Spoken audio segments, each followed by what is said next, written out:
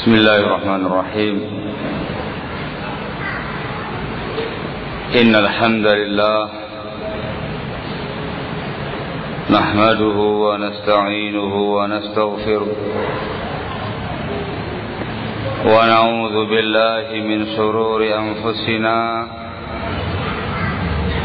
ومن سيئات أعمالنا. من يهده الله فلا مضل له ومن يضلل فلا هادي له. وأشهد أن لا إله إلا الله وحده لا شريك له. وأشهد أن محمدا عبده ورسوله. يا أيها الذين آمنوا اتقوا الله حق تقاته ولا تموتن إلا وأنتم مسلمون. يا أيها الناس اتقوا ربكم الذي خلقكم من نفس واحدة وخلق منها زوجها وبث منهما رجالا كثيرا ونساء. واتقوا الله الذي تساءلون به والأرحام إن الله كان عليكم رقيبا. يا أيها الذين آمنوا اتقوا الله وقولوا قولا سديدا يصلح لكم أعمالكم ويغفر لكم ذنوبكم. ومن يطع الله ورسوله فقد فاز فوزا عظيما. أما بعد فإن أصدق الحديث كتاب الله وخير الهدي هدي محمد صلى الله عليه وعلى آله وسلم. وشر الأمور محدثاتها فإن كل محدثة بدعة وكل بدعة ضلالة وكل ضلالة في النار. أيها الناس ikhwani fillah azzakumullah, disebutkan di dalam Sahih Al-Bukhari dari Zubair bin Adi rahimahullah, beliau berkata, dakhalna ala Anas bin Malik radhiyallahu an. Kami dari kalangan tabi'in pernah masuk menemui Anas bin Malik radhiyallahu taala anhu. Wa syakawna alaihi ma yalqawna min al-Hajjaj. Lalu kami mengeluhkan, kami mengadukan kepada Anas bin Malik radhiyallahu anhu apa yang dirasakan oleh kaum muslimin dari perlakuan zalim Al-Hajjaj. Faqala, maka Anas bin Malik radhiyallahu taala anhu berkata, isbiru, sabarlah kalian, fa innahu la ya'ti zamanun illa walladhi ba'dahu syarrun minhu hatta talqaw rabbakum. Sabarlah kalian, sebab tidaklah datang suatu masa melainkan masa yang setelahnya lebih jelek dari sebelumnya, hingga kalian berjumpa dengan Rabb kalian, berjumpa dengan Allah subhanahu wa ta'ala. Sami'tuhu min nabiyyikum sallallahu alaihi wa ala alihi wasallam. Demikian aku dengarkan sabda tadi dari Nabi kalian sallallahu alaihi wa ala alihi wasallam.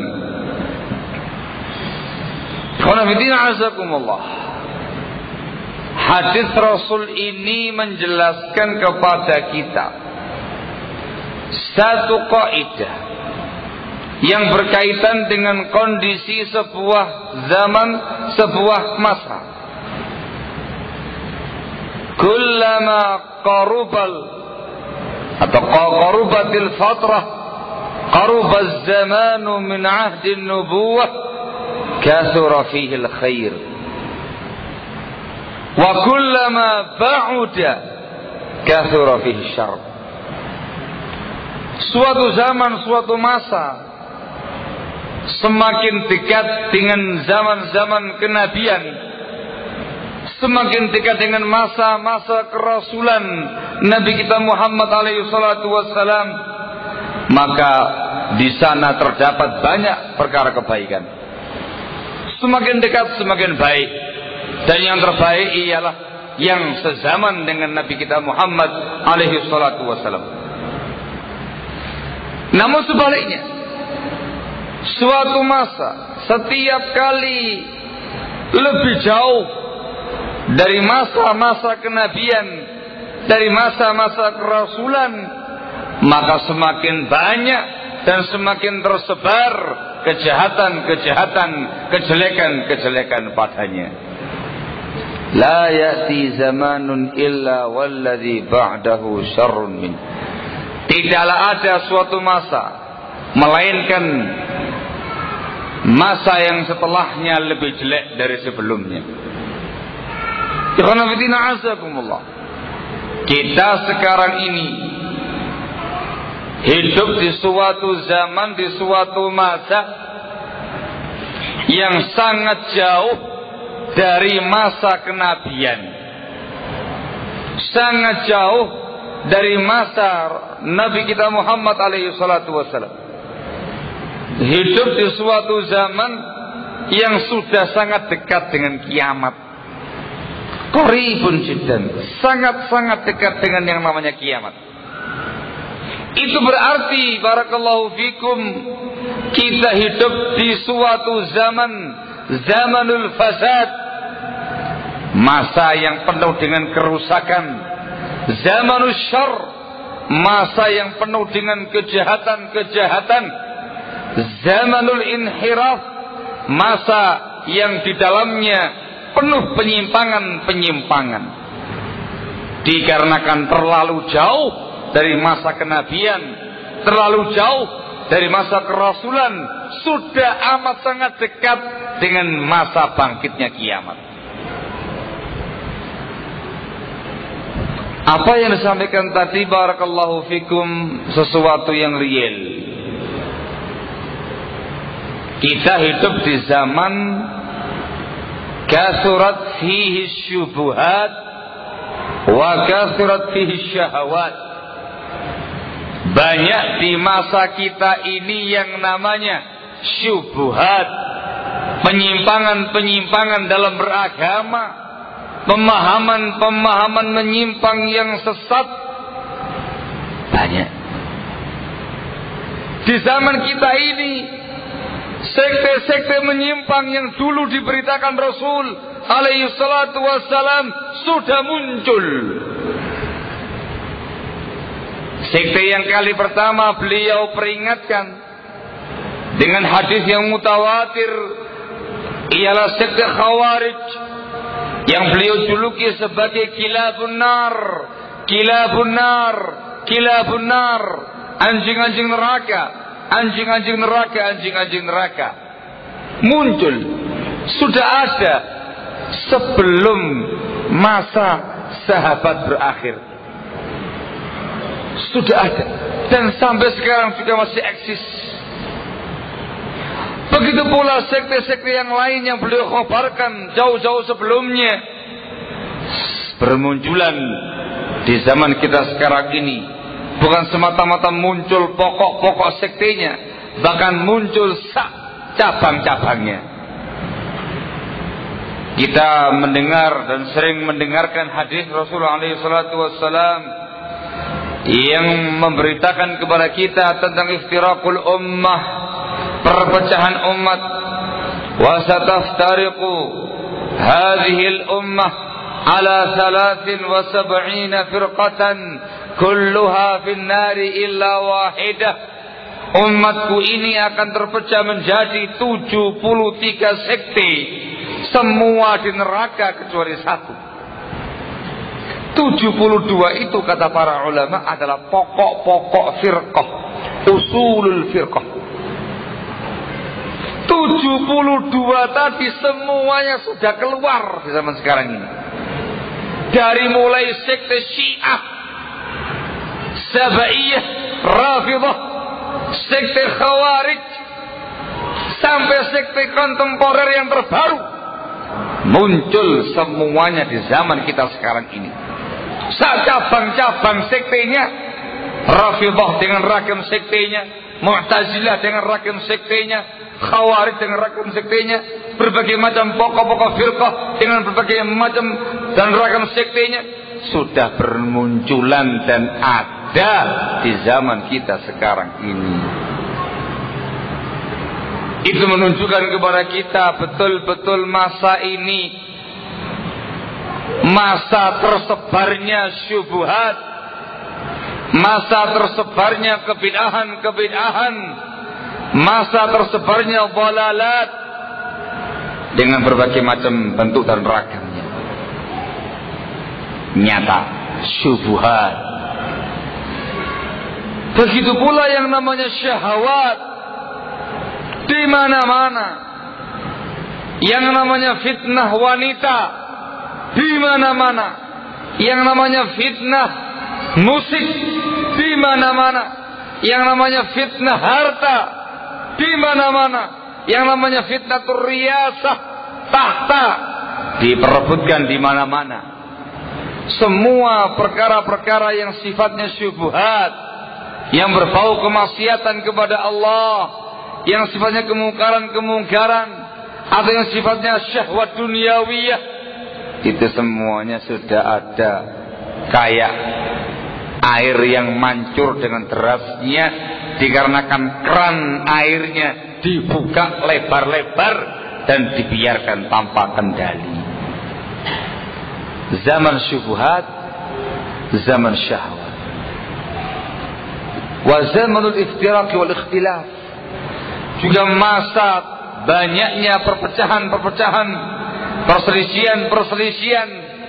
Ketika Rasul mengatakan dalam sabdanya, fa innahu man ya'ish minkum fa sayara ikhtilafan katsira, barang siapa di antara kamu yang hidup sepeninggalku nanti akan menyaksikan ikhtilaf yang sangat banyak. Itu sudah kita saksikan, sudah terjadi di zaman kita sekarang ini. Allahul musta'an. Sudah rusak. Orang-orang yang di zaman sekarang sudah rusak. Wah, banyak perpecahan-perpecahan, ikhtilaf-ikhtilaf, banyak syubhat-syubhat, penyimpangan-penyimpangan dalam beragama, sekte-sekte yang menyimpang, bid'ah-bid'ah dalam berbagai macam bidang, syahwat di mana-mana, perzinaan di mana-mana, fitnah wanita di mana-mana, semua di mana-mana. Suatu zaman yang memang betul-betul sangat mengerikan. Di sisi yang lain, kita ini juga mengalami suatu masa kathurat fihil fitan. Banyak terjadi pada masa kita ini yang namanya fitnah. Datang satu fitnah, muncul fitnah berikutnya, disusul fitnah yang ketiga, yang keempat, yang kelima, yang keenam, tiada henti. Persis seperti yang dikhabarkan Rasulullah SAW dalam Sahih Muslim dari sahabat yang mulia Abu Hurairah radhiyallahu taala anhu. Rasulullah SAW bersabda, "Badiru bil a'mali fitana ka qita'il lailil mublim yusbihu ar-rajulu mu'mina wa yumsi kafira wa yumsi mu'mina wa yusbihu kafira yabi'u dinahu fi 'arabin minad dunya. Kata Rasulullah SAW, badiru bil a'mal, hendaklah kalian bersegera beramal, bersegera berlomba-lomba beramal sebelum munculnya fitan. Fitan di sini disebutkan dengan bentuk jamak dalam bentuk isim nakirah yang maknanya al-fitanul 'idham, fitnah-fitnah yang sangat besar, al-jisam, fitnah yang gede-gede, fitnah yang mencekam, fitnah yang sangat banyak. Rasul menggambarkan kaqita'il lailil mudlim, diumpamakan seperti serpihan malam yang gelap. Disebutkan dalam penjelasannya, penggambaran ini menunjukkan beberapa poin yang menunjukkan dahsyatnya fitnah. Yang pertama ialah kasratuha, banyaknya fitnah tadi. Yang kedua ialah fadha'atuha,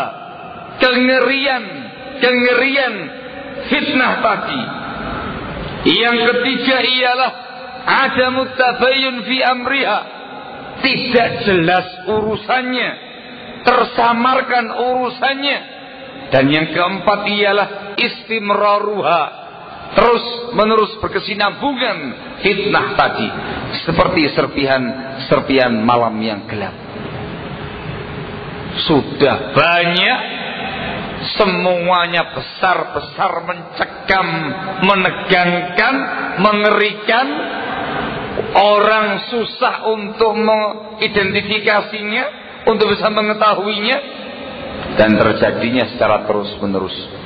Kaqita'il lailil mudlim, seperti serpihan malam yang gelap. Digambarkan lagi oleh Rasulullah SAW, pagi hari orang itu mukmin, sorenya sudah kafir. Sorenya mukmin, paginya dia kafir. Menunjukkan sur'atut taqallub, begitu cepat orang itu berubah. Dulunya Sunni, sekarang Hizbi. Dulunya Ahlus Sunnah, sekarang Ahlul Hizbiyah. Dulunya teman kita dari kalangan Ahlus Sunnah, masuk pemahaman Khawarij. Dulunya orang yang kokoh di atas Sunnah, termakan pemahaman Syiah. Dan demikian seterusnya, dengan cepatnya. Bahkan yang disebutkan dalam riwayat ini bukan mudah berubah dalam bab penyimpangan pemikiran dalam Islam, tetapi yang disebutkan dalam riwayat ini lebih dahsyat daripada itu, cepat murtad dari agamanya. Pagi dia mukmin, sorenya kafir. Sorenya mukmin, paginya kafir. Jadi bukan paginya Sunni, sorenya Sururi. Bukan paginya Sunni, sorenya Ikhwani. Bukan semata-mata itu, tapi lebih dahsyat daripada itu. Paginya mukmin, sorenya murtad dari agamanya, kafir. Sorenya mukmin, paginya sudah murtad dari agamanya, kafir. Hitungannya bukan tahun, bukan pula bulan, bukan pula pekan, bukan pula hari, tapi hitungannya jam. Dari sore sampai petang hanya 12 jam. Dari petang sampai paginya lagi hanya 12 jam. Hitungan jam sudah berubah dari kondisi yang dulu dia di atas jalur yang lurus. Rasulullah SAW memberikan penjelasan sebab itu semua. Beliau mengatakan, yabi'u dinahu bi'arabin minad dunya. Dia bisa cepat berubah dan cepat menyimpang itu dikarenakan dia menjual agamanya dengan sedikit harta dunia. Ribut-ribut ya UUD, ujung-ujungnya duit. heboh-heboh ya ujung-ujungnya duit, ujung-ujungnya dunia. Kondisi yang disampaikan Rasul ini barakallahu fikum sudah real, nyata dan terjadi di zaman kita sekarang ini, dan akan terus semakin dahsyat, semakin mengerikan, semakin menakutkan, semakin besar fitnahnya, semakin dekat nanti dengan yaumul qiyamah. Semakin mendekat ke arah kiamat, semakin besar, terus semakin besar, terus semakin besar. Puncak-puncaknya ialah fitnatul dajjal, fitnah dajjal di akhir zaman, yang itu merupakan tanda-tanda kiamat besar, yang setelah itu ialah bangkitnya hari kiamat. Itu kondisi zaman kita sekarang ini hidup. Ditambah lagi Ar-Rasul alaihi salatu wassalam memberitakan dalam riwayat yang lain, datang dari sahabat Abu Hurairah radhiyallahu an, juga sahabat Abdullah bin Umar radhiyallahu anhuma, dan juga sahabat yang lainnya lagi. Ar-Rasul alaihi salatu wassalam memberitakan tentang kondisi Islam nanti di akhir zaman.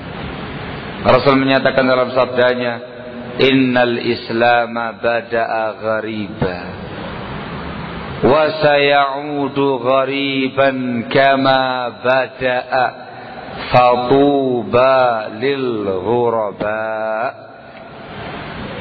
Sesungguhnya Islam itu muncul dalam keadaan asing. Awal mula muncul itu asing. Orang-orang yang masuk Islam di awal-awal dakwah Rasul itu asing. Di tengah-tengah masyarakat berhalaisme, masyarakat berhalaisme, gede-gede berhalanya, tidak kecil-kecil kayak di Denpasar itu, gede-gede berhalanya itu, dan kesyirikan, tingkat kemusyrikannya itu luar biasa. Yang masuk Islam pada masa itu betul-betul dikucilkan. Bukan semata-mata dikucilkan, disiksa, dianiaya ketika dia nggak memiliki kabilah atau suku atau keluarga yang bisa menaungi dia. Itu awal Islam. Muncul dalam keadaan asing, aneh. Rasul mengatakan, wa sayaudu ghariban kama bada'a, dan Islam itu akan kembali asing sebagaimana semula. Fatuba lil ghuraba, maka berbahagialah bagi orang-orang yang asing tadi. Asingnya Islam di akhir zaman itu bukan semata-mata asing di kalangan orang-orang kafir atau semata-mata asing di kalangan kaum musyrikin, bahkan asing di tengah-tengah umat Islam itu sendiri. Seseorang yang berupaya, tak kasih contoh yang gampang, berupaya untuk menampilkan libasul Islam, pakaian Islam, itu sudah dianggap aneh oleh masyarakat Islam. Kita klambi opo iki? Pakaian opo iki?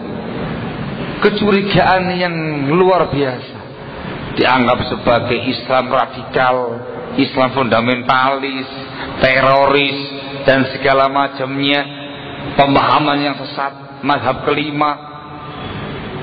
Itu baru menampilkan pakaian Islam, mau menampilkan tata cara pernikahan yang Islami, mudah, gampang, murah, meriah, gitu ya. Tidak ada yang namanya kemungkaran, tidak ada yang namanya kemaksiatan. Aneh.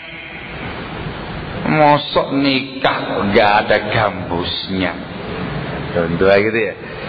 Mosok nikah kok tidak ada itunya. Ketika Anda menampilkan pernikahan yang Islami, orang itu aneh.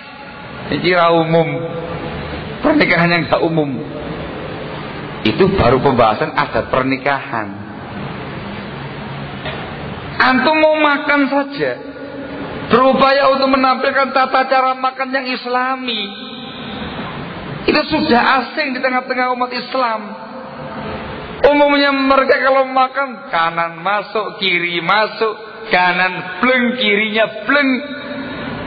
Ketika antum makan semua dengan tangan kanan, mereka merasa ada yang ganjal pada orang ini. Ini kok kanan terus, kirinya kok nggak digunakan. Ada SDM kedua untuk mempercepat makan kok nggak digunakan gitu. Itu baru pembahasan makan, minum, pakaian dan pernikahan. Bagaimana kiranya kalau kita membahas masalah pokok-pokok akidah Islam? Wah, tambah asing maneh. Bagaimana kiranya kita melaksanakan ritual ibadah sesuai dengan contoh Islam, sesuai dengan sunnahnya Rasulullah SAW? Tambah aneh lagi. Wa sayaudu ghariban kama bada'a. Islam itu akan kembali asing sebagaimana semula. Kondisi ini sudah kita rasakan. Ya bayah. Kok diam? Ya bayah. Ya. Jangankan zaman sekarang ini, zaman para imam sebelum kita, di era-era para imam-imam besar pada masa lalu, zaman Imam Ahmad, Imam Malik, Imam Syafi'i dan yang sebelum-sebelum mereka sudah merasakan ghurbatul Islam, sudah merasakan asingnya Islam. Pada masa itu, padahal masih dekat dengan masa kenabian. Lalu bagaimana kiranya dengan zaman kita sekarang ini? Maka tentunya semakin asing, semakin aneh. Mungkin Islam tinggal namanya saja.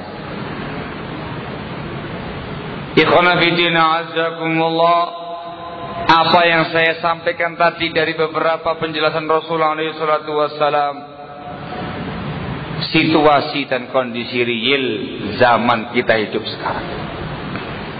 Banyak syubhat, banyak syahwat, banyak fitnah, banyak bid'ah, banyak perpecahan, banyak perselisihan, yang akhirnya Islam pun menjadi asing karenanya. Pada kondisi-kondisi yang semacam ini, barakallahu fikum, jangan heran kalau kemudian bermunculan di tengah-tengah umat Islam yang namanya asbabul inhiraf. Sebab-sebab orang itu mudah menyimpang. Jangan heran kalau kemudian kita dikagetkan oleh berbagai macam peristiwa, kasus dan berita. Terjadinya penyimpangan-penyimpangan di mana-mana. Terjadinya perubahan-perubahan di mana-mana. Tidak perlu heran. Jangan heran. Seperti yang saya gambarkan tadi, seseorang yang dulunya Masya Allah di atas sunnah, istiqomah di atas sunnah, begitu kokoh di atas sunnah, bahkan termasuk penyeru-penyeru sunnah, dai-dai ila sunnah, bahkan termasuk pemerhati sunnah, pemersatu umat di atas sunnah. Tidak usah heran kalau kemudian tiba-tiba dikejutkan dengan berita sudah macam-macam dan sudah aneh-aneh pemahamannya.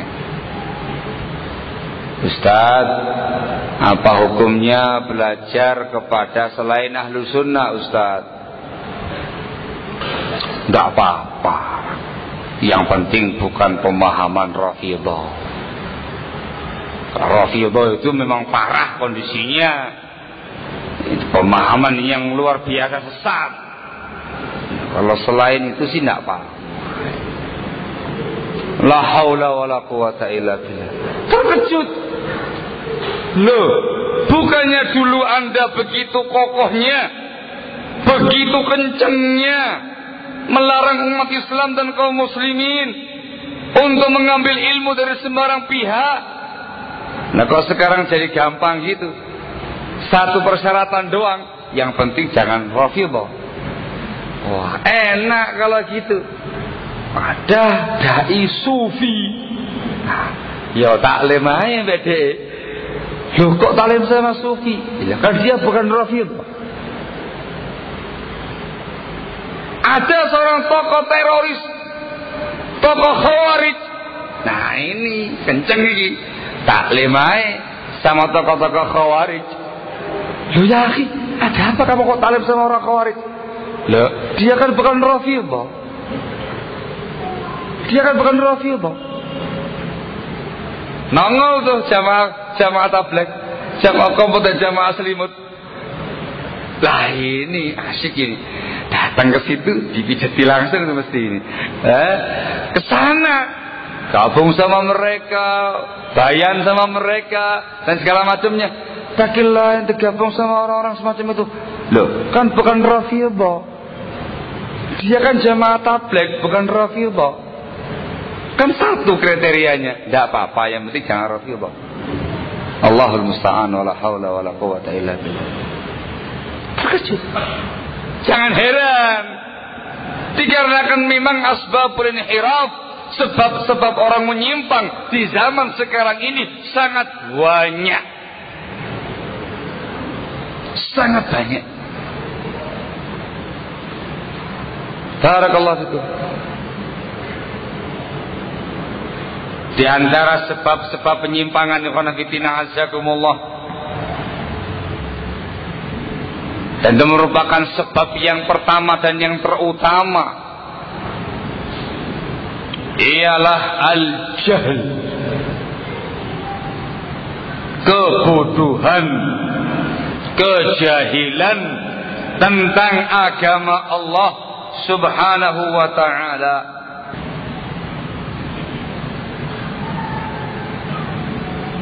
Al-jahl,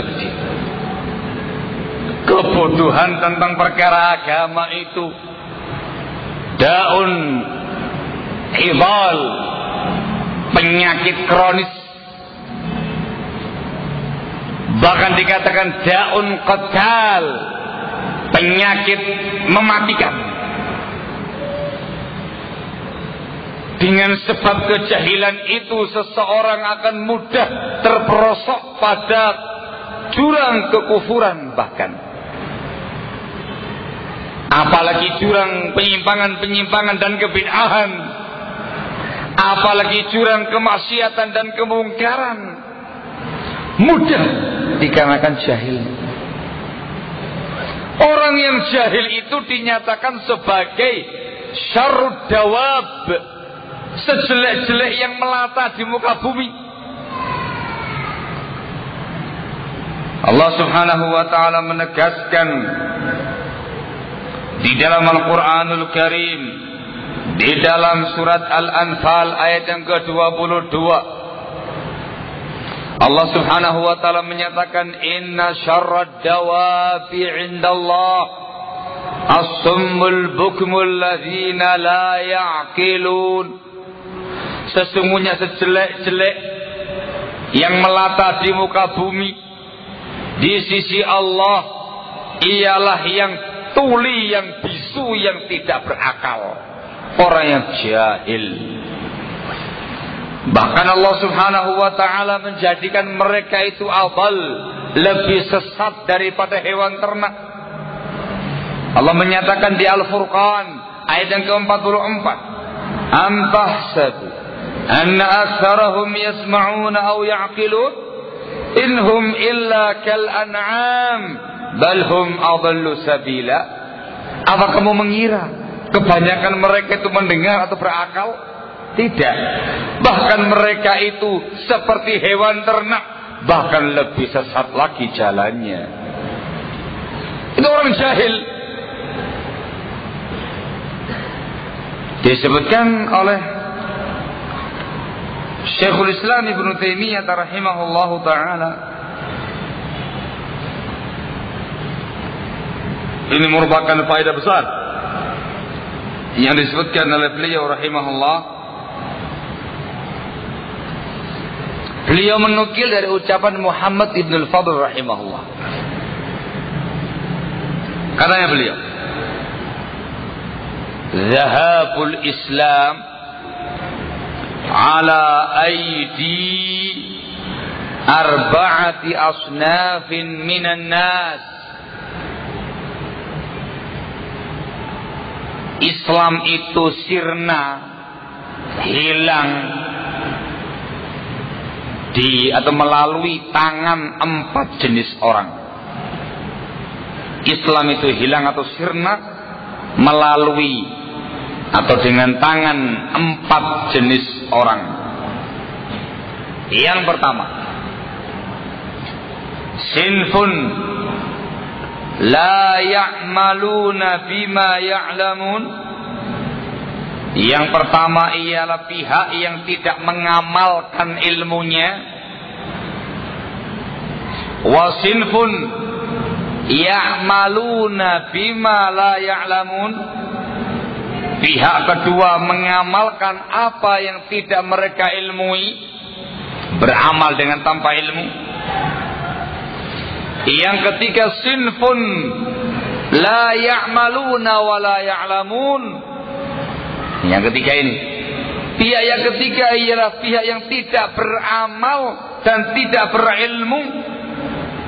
Dan yang keempat, wa sinfun yamna'una an-nasa min at-ta'allum. Dan pihak yang keempat adalah pihak yang mencegah orang lain untuk belajar. Ujung-ujungnya kepada satu poin, al-jahl, kejahilan.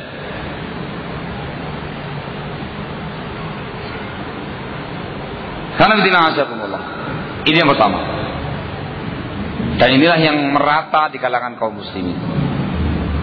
Anda perhatikan umat Islam yang rusak keadaannya, jatuh dalam penyimpangan-penyimpangan bid'ah, ritual-ritual yang sesat, kemungkaran-kemungkaran, maksiat-maksiat kepada Allah Subhanahu wa taala. Itu semuanya karena jahilnya mereka, bodohnya mereka tentang agama Allah, jauhnya mereka dari agama Allah Subhanahu wa taala. Juhala, orang-orang yang jahil. Maka waspadai seperti yang satu ini.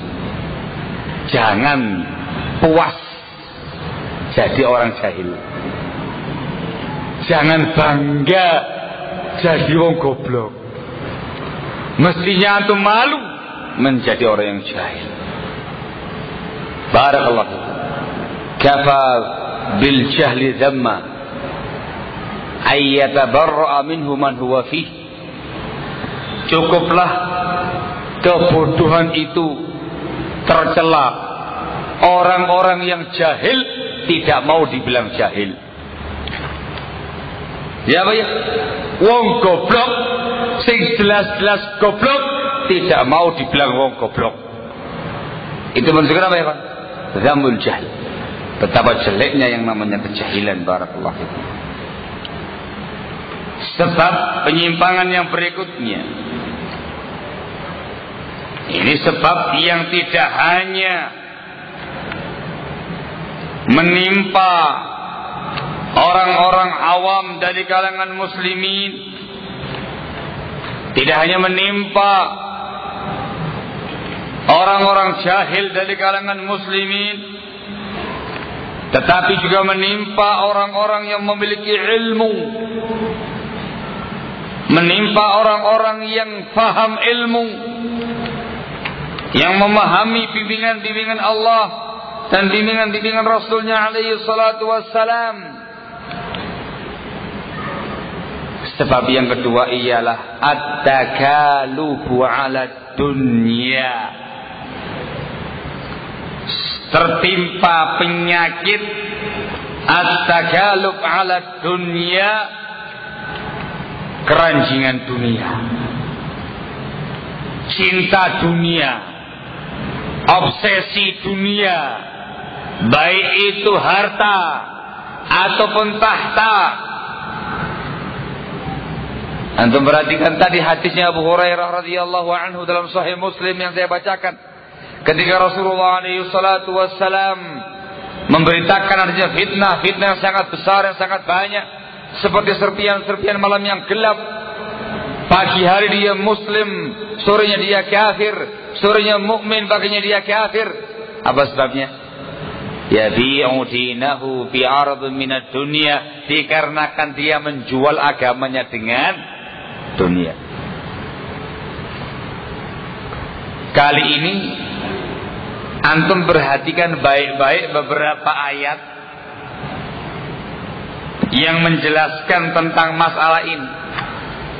Disebutkan dalam beberapa ayat bahwasanya penyakit ini penyakit cinta dunia, obsesi dunia, penyakit UUD, ujung-ujungnya dunia, itu ternyata wataknya ahli kitab. Disebutkan di At-Taubah ayat yang ke-34,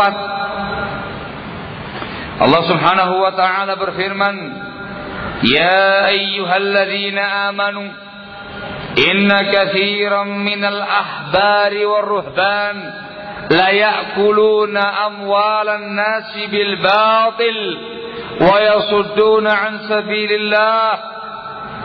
Wahai orang-orang yang beriman, sesungguhnya kebanyakan ahbar dan ruhban. Ahbar itu ulama-ulama ahli kitab. Ruhban itu ahli ibadahnya ahli kitab. Sesungguhnya kebanyakan ulama-ulama dan ahli ibadah ahli kitab itu la yakuluna amwalan nasi bil batil. Mereka itu memakan harta orang, memakan harta masyarakatnya dengan cara yang batil dan menghalang-halangi orang dari jalannya Allah Subhanahu wa taala. Khanafitina azakumullah, ahli kitab terutama Yahudi itu dikenal sebagai kaum intelektual, wong pinter, ngerti Taurat, ngerti Injil, ngerti ayat-ayat Allah, ngerti agama. Tetapi disebutkan oleh Allah dalam ayat ini memiliki perangai yang sangat mengerikan, sehingga mereka dikecam oleh Allah, dikafirkan oleh Allah. Sebabnya ialah rakus dengan dunia, rakus dengan dunia, sampai pada tingkat memakan harta kaumnya, memakan harta masyarakatnya dengan cara yang batil. Apa sebabnya? Dunia. Antum resapi lagi ayat yang kedua yang disebutkan dalam Al-Quranul Karim di dalam surat Al-A'raf ayat yang ke-175 dan setelahnya. Allah Subhanahu wa taala berfirman, "Watlu 'alaihim naba'alladzi atainahu ayatina fansalakha minha fa'atba'ahu syaitan fakana minal ghawin." Yang artinya, bacakan kepada mereka wahai Nabi alaihi salatu wasallam berita tentang seseorang yang atainahu ayatina, seseorang yang dulu kami berikan kepadanya ayat-ayat kami. Seseorang yang ngerti ayat, faham ayat-ayat Allah, faham agama, faham syariat. Kalau terkait dengan umat Islam, faham Quran, faham hadis, ngerti ayat, ngerti hadis, paham syariat, dai, ustaz, syekh, mungkin begitu ya. Fansalakha minha, ternyata orang yang alim tadi itu menyimpang, melesat keluar dari ayat-ayat kami tadi. Insilah itu keluar tanpa bisa kembali lagi. Diumpamakan seperti insalakhatil hayyatu an jildiha, ular itu keluar dari kulitnya. Ketika ular dari kulit itu kan lepas kulitnya, lepas dari tubuhnya, dia keluar dari kulitnya. Apa mungkin itu kulit kembali lagi ke tubuh ular? Dan mungkin balik. Ini orang melesat menyimpang dari ayat-ayat kami dan tidak bisa kembali lagi. Fa'atba'ahu syaitan, maka disamber, diikuti oleh setan. fakana minal ghawin, maka dia pun termasuk orang yang menyimpang. Allah mengatakan di ayat berikutnya sebabnya kenapa. Allah mengatakan walau syi'na la rafa'nahu biha.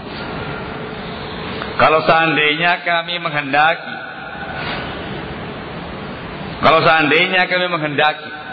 kami akan angkat martabat dia dengan ayat-ayat kami tadi.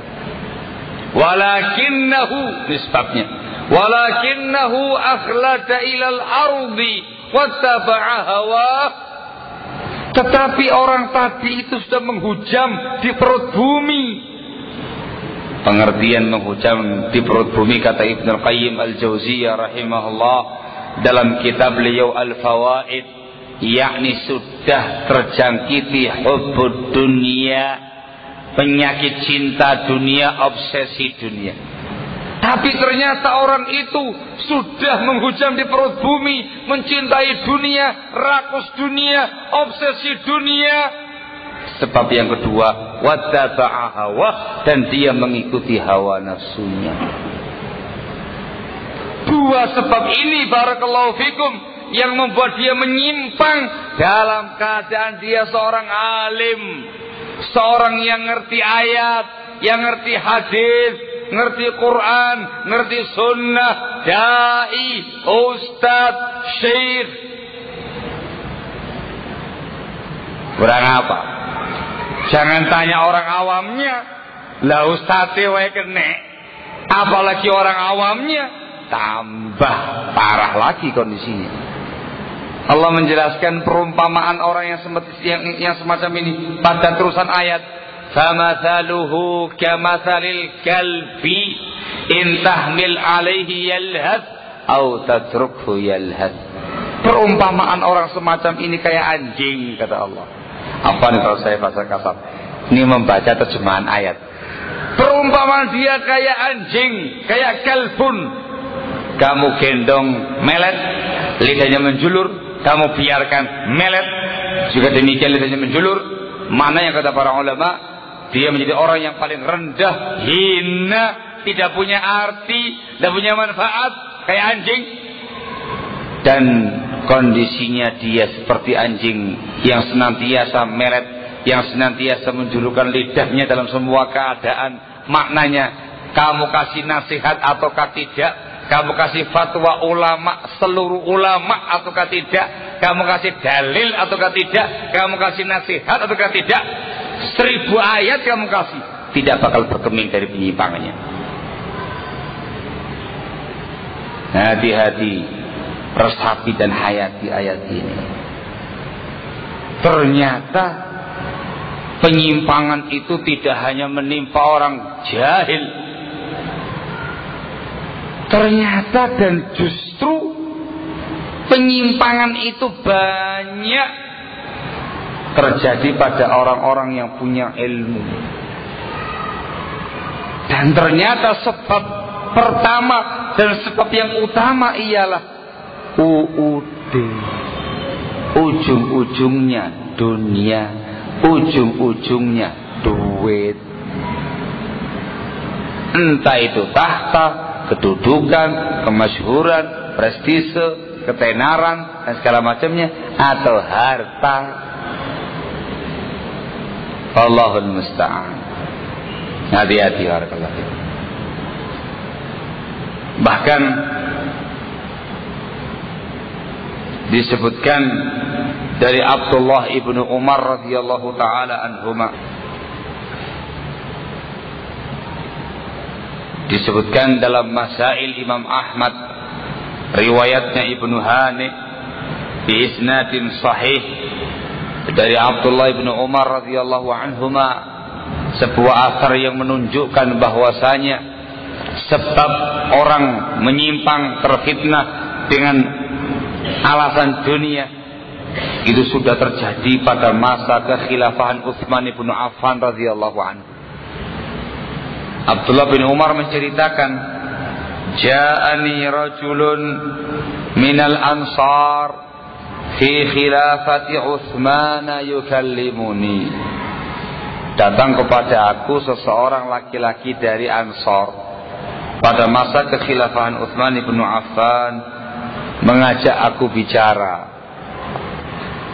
Fa idza huwa ya'muruni fi kalamihi fi an a'iba ala Utsman. Ternyata orang itu memerintahkan aku untuk mencela dan menghinakan sahabat Utsman bin Affan. Wa inna wallahi, dan sungguh demi Allah, ma na'lamu Utsman qatala nafsan bighairi haqqin. Itu orang ngaku, demi Allah Utsman itu tidak pernah membunuh nyawa, tidak pernah membunuh jiwa dengan tanpa hak. Wala jaa minal kabairi syai'a, juga tidak pernah pula melaksanakan dosa besar. Walakin huwa hadzal mal, tapi urusannya harta benda ini, kata orang tadi. Fa in a'taqumuhu raditum, kalau kamu berikan harta itu padanya, kamu ridha. Wa in a'tahu uli qarabatihi sakhittum, tapi kalau kamu berikan harta itu kepada kerabat-kerabatnya, kamu marah. Ternyata urusannya bukan karena penyimpangan pada awal mulanya, bukan dikarenakan kemungkaran pada awal mulanya, tapi sebab pertama adalah UUD, ujung-ujungnya ya duit. Dikasih duit ridho, nggak dikasih duit nggak ridho. Dikasih duit seneng, seger, insya Allah. Lama-lama menyimpang lah bas, nggak ada masalah. Yang penting duit lancar. Allahumma musta'an.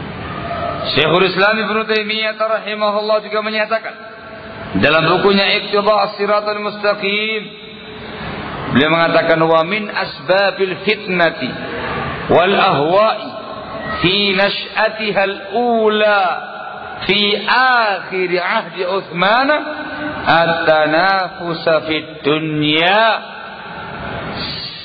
termasuk sebab fitnah dan sebab munculnya penyimpangan-penyimpangan pada permulaan pertama dulu di masa kekhilafahan Utsman bin Affan ialah persaingan dalam urusan dunia.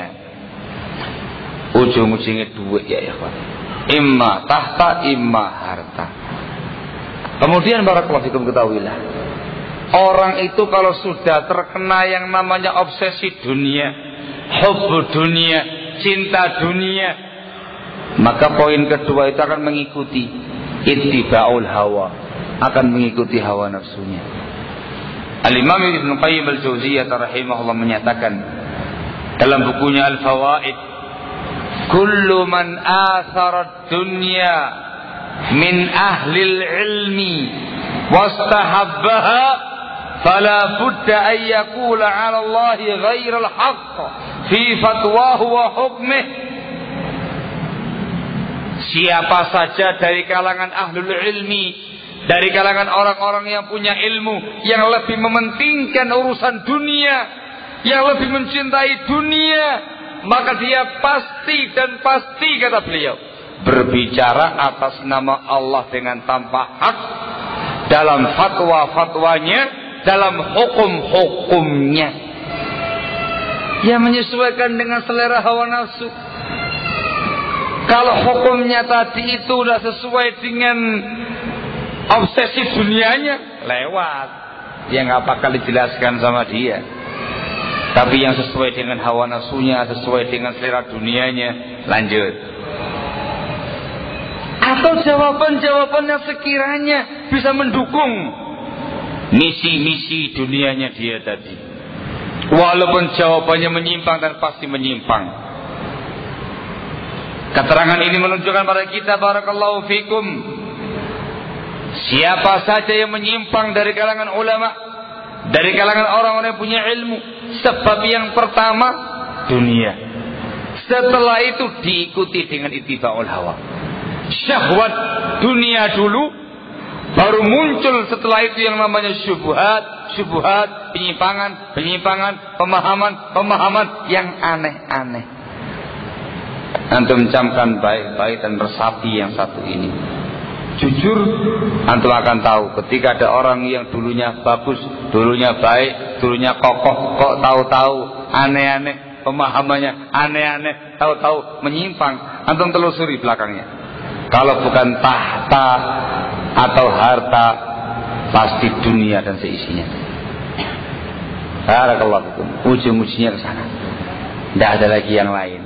Dikarenakan Rasulullah SAW dan juga Allah Tabaraka wa Ta'ala dalam Al-Quranul Karim telah menerangkan kepada kita ini semuanya.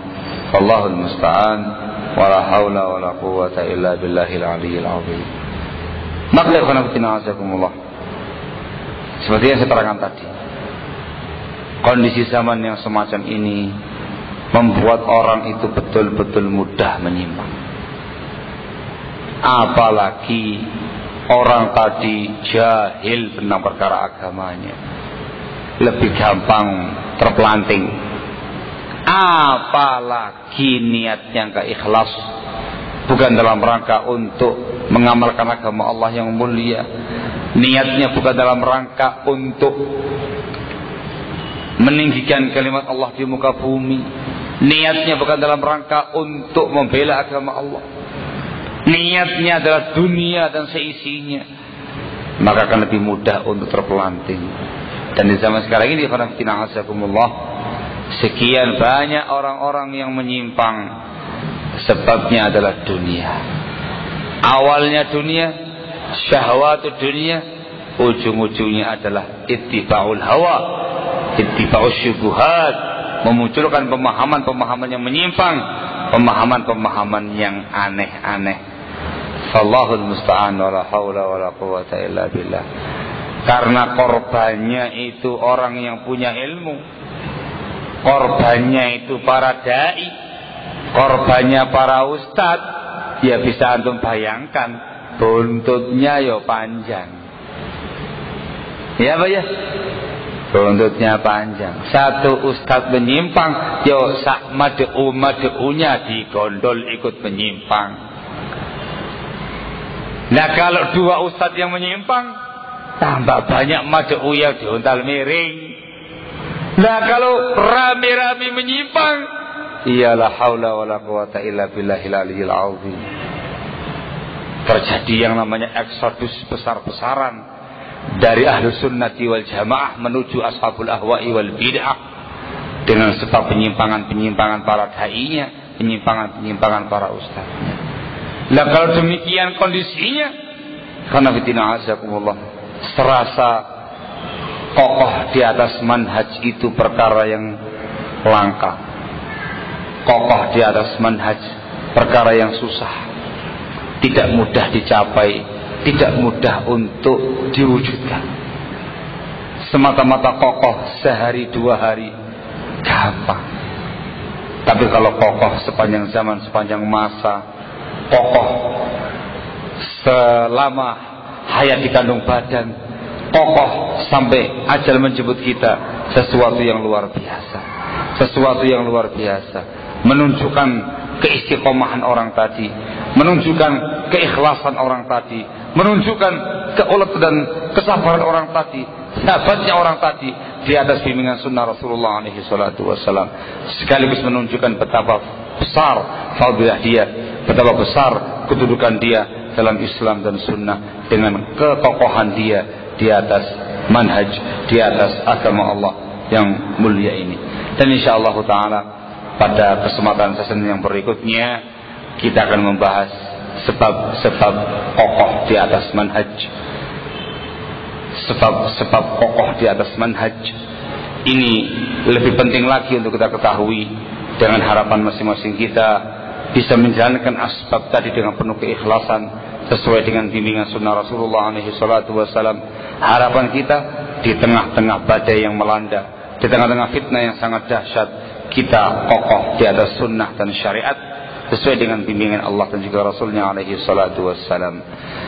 Apa yang sampaikan pada kesempatan yang pertama ini mukaddimah untuk apa yang akan disampaikan pada sesi yang berikutnya. Dan insyaallah ta'ala yang berikutnya akan disampaikan oleh Ustaz Usamah bin Faisal Mahri hafizahullah taala wa ra'ah. Beliau akan mengambil tema salah satu sebab utama untuk kokoh dalam bermanhaj, kokoh dalam beragama, yaitu betul-betul selektif dalam menimba ilmu agama Allah subhanahu wa ta'ala. Akan membawakan dengan panjang lebar pernyataan salaf Muhammad ibn Sirin rahimahullahu ta'ala, inna hadzal ilma dinun fanzuru amman ta'khuduna dinakum. Sesungguhnya ilmu ini adalah agama, maka lihat dari siapa kamu mengambil ilmu agama ini. Dan saya sampaikan barakallahu fikum, disebutkan oleh Syekh Abu Nasr Muhammad ibnu Abdillah al-Imam hafizahullah, yang di Ma'bar salah seorang murid senior Syekh Muqbil bin Hadi rahimahullah, dalam bukunya Bidayatul Inhiraf wa Nihayatuh, di antara sebab-sebab penyimpangan seseorang ialah talaqil ilm anil masadir ghairil mawthuqah, menimba ilmu agama dari sumber-sumber yang tidak terpercaya. Sehingga di antara upaya untuk mengokohkan manhaj, mengokohkan tauhid, akidah, sunnah, agama di atas Alkitab dan Sunnah dengan pemahaman salaful ummah, yang paling utama di zaman sekarang ini adalah betul-betul menimba ilmu agama dari sumber yang benar, dari orang yang benar, tidak asal dalam menimba ilmu agama. Prinsip inna hadzal ilma dinun fanzuru amman ta'khuduna dinakum. Dan insyaallah kita akan berjumpa kembali setelah wada, gitu ya, setelah makan siang jam 2 kita berjumpa kembali. Akan saya tampakkan lagi insyaallah taala sebab-sebab yang lain yang dengan itu insyaallah akan bisa mengokohkan manhaj kita, mengokohkan akidah dan tauhid kita di atas bimbingan Al-Quran dan Sunnah, selain yang disampaikan nanti oleh Al-Faisal Mahri insyaallah taala.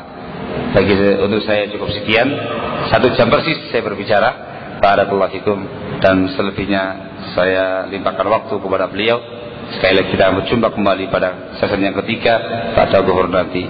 Subhanaka wa bihamdik, asyhadu an la ilaha illa anta, astaghfiruka wa atubu ilaik. Walhamdulillahi rabbil alamin.